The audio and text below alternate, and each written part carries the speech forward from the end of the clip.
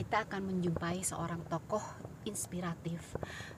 Beliau bernama Mas Triyono Tama.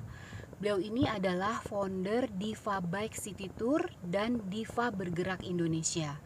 Beliau ini membuktikan bahwa keterbatasan fisik tidak boleh membatasi semua kegiatan dan pikiran-pikiran, ide-ide gitu. Yuk kita lihat seperti apa beliau.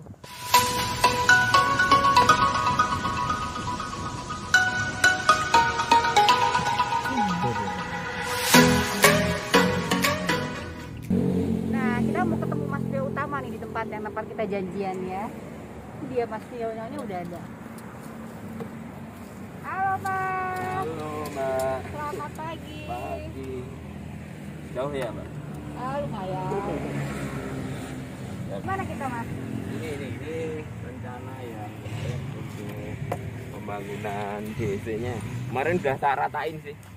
Cuma kita sedang ngurus legalitas, perizinan, proses dan macam-macam. Jadi ini ke belakang itu sampai 1,2 hektaran. 1,2 hektar. Jadi ini kan udah padat nih. Udah madetin yang sana-sana nanti kalau selesai perizinan semua. Mau dibikin apa nih Mas? Ini mau dibuat pusat pendidikan dan pelatihan kewirausahaan teman-teman difabel di Jogja dan Indonesia. Seluruh Indonesia ya? Iya, nanti ada gedung-gedung pelatihannya, gedung-gedung pendidikan ya kayak universitas itu. Tapi kita akan fokus di pendidikan kewirausahaan atau entrepreneurship. Pendidikan kewirausahaan. Kewirausahaan. Jadi nanti misalkan teman-teman sudah punya basic ya, kita di sini ada kelas-kelas khusus untuk developing kayak branding, marketingnya, terus ngurus HRD-nya sampai terakhir finance. Kuncinya di situ, scale up-nya biar ada. Dana kas desa yang kita sewa jangkanya panjang ya, 20 tahun.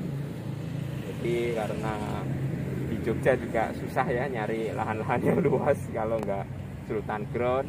Ini tanah kas desa itu sebenarnya sultan ground. Sultan ground yang dihibahkan untuk desa, kemudian desa melakukan kegiatan ekonomi di atas ini termasuk juga menyewakan atau bekerja sama. Cuman untuk konteks ini kita mungkin sewa saja. Sewa selama 20 tahun. 20 tahun ya, Sewa sudah ya, tanda tangan ya kita ya, sudah selesai ya. Cuman untuk membangun kan karena dari tanah pertanian harus dibangun gedung-gedung kan harus ada proses ya. Ya ini sedang itu proses. Sudah sampai kabupaten sih, tinggal nanti Pak Gubernur selesai tinggal bangun nanti. Ya mungkin nggak lama karena sudah proses kita sudah lama ya, sudah 8 bulan. Jadi target kita setahun selesai sudah ada proses-proses. Kira-kira nanti pembiayaan segala gimana tuh Mas? Kita menggunakan funding dan donasi ya untuk membangun ini karena ini sifatnya untuk kemaslahatan, jadi bukan untuk komersial ya. Jadi untuk kepentingan seluruh masyarakat ya kita membuka dirilah untuk siapapun mau berperan serta untuk membangun ini, monggo. Karena memang kosnya kalau dihitung-hitung sih lumayan juga sih. Kalau totally sampai bangunan clear sampai finishing belakang mungkin ya 10 M habis sih. Ya, tapi untuk tahap 1 kemarin kita sudah ada lumayan lah, kita dapat support dari Mandiri untuk gedung utamanya. Nah, tinggal nanti gedung-gedung pendamping, workshop, pertanian. Jadi udah ada bantuan dari Bank Mandiri ya? Iya, untuk nilainya 2M400 lah. Diharapkan ada bantuan lagi nih dari ya, bank-bank yang lain kalau bisa. Saya kira bukan hanya masalah uang ya, jadi kerjasama ini kan masalah mungkin kolaborasi, bisa terkoneksi dengan usahanya teman-teman gitu ya. Jadi kita berharap semua ikut ya, terutama pengusaha-pengusaha yang besar-besar itu ya ikut mengasuh lah gitu. Jadi yang bantuan kita nggak harus uang gitu, tapi memang kerjasama, pembangunan, terus maksudnya untuk usahanya biar teman-teman juga punya pikiran untuk mengembangkan sampai punya mungkin kalau dia kuliner ya punya banyak cabang, punya banyak karyawan. Saya terjun di dunia difabel itu kan 2014 ya. Jadi awalnya saya juga nggak tahu dengan disabilitas seperti apa.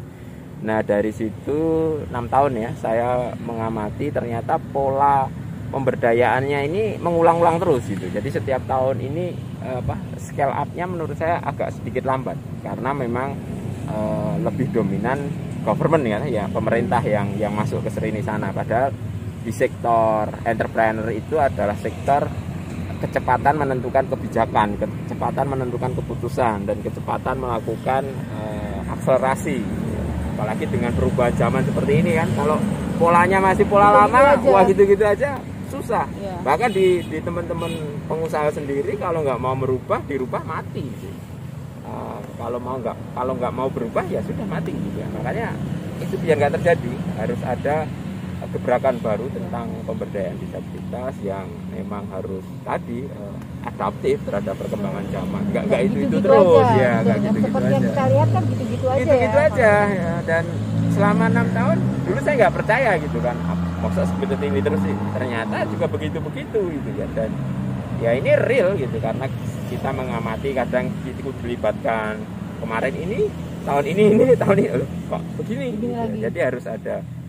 Jadi misalkan contoh basic, oke, basic, tapi kan jangan terus basic lagi gitu. Tapi harus ada, dia mau kemana nih setelah 10 orang ini dilatih jahit, dia harus make money testnya apa nih gitu. Nah terus collabnya apa. Nah karena mungkin juga kalau pemerintah kan tentu dengan aturan-aturan ya, jadi terbatas. Makanya dibantu DEC ini supaya ada kerjasama yang sustainable antaranya pemerintah yang sudah ada program-programnya, dinas yang sudah ada program-programnya, dengan memang real pengusaha-pengusaha yang di dunia usaha yang mengikuti zaman. Ya, ayo kita scale up.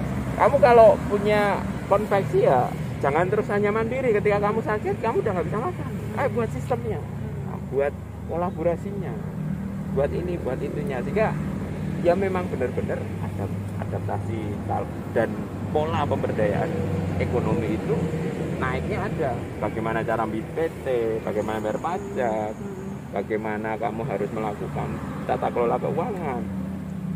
Sampai di titik itu kan belum ada. Kalau basic wah banyak. Tapi begitu dia scale up, jangan sampai dia kemarin dilatih A, besok B. Nah gitu. Kan hilang. Enggak apa ya, muspro itu kan. Nah, ini yang terjadi.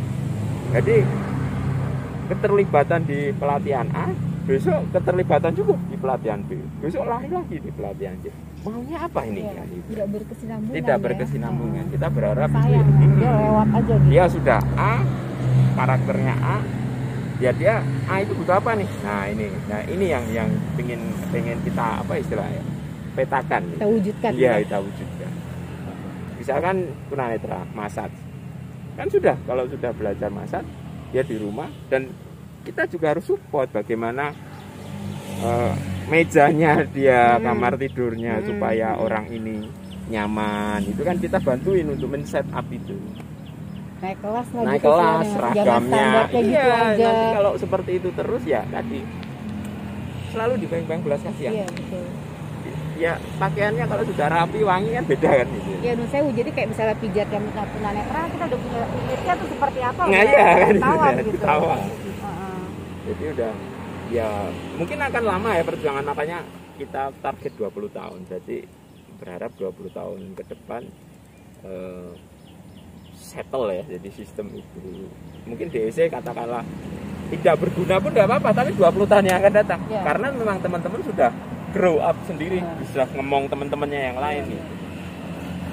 Kalau tidak memikirkan dari sekarang, wah susah. Kita akan selalu ketinggalan dan berulang-ulang terus. Energi kita akan habis hanya untuk berkeluh kesah. Nah, jadi salah satu yang saya hindari adalah terlalu banyak meminta. Pemerintah ini harus ini, enggak. Kita paling tidak kita harus banyak memberi juga. Harus memberi inspirasi, harus memberi apa ya?